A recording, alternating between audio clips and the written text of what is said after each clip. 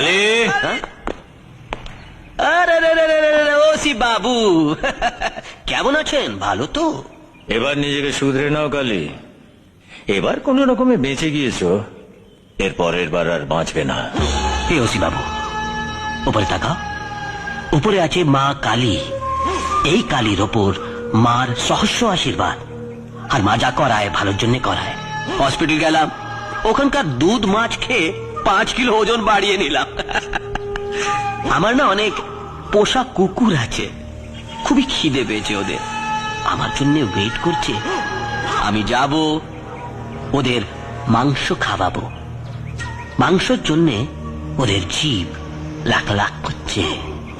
আপনার ওই জয়বাবু আছেন না, ওনাকে ভাবছি টুকরো টুকরো করে নিজের পোষা কুকুরদের খাওয়াবো।